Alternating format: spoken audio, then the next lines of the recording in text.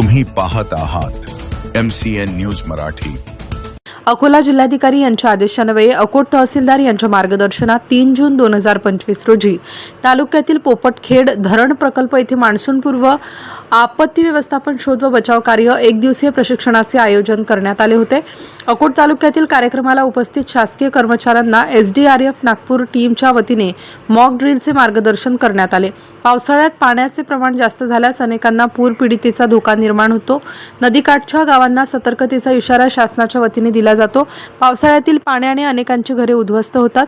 शेतकऱ्यांचे आर्थिक प्रचंड मोठे नुकसान उद्भवते। पुरामध्ये अनेकांना जीव गमवावा लागतो।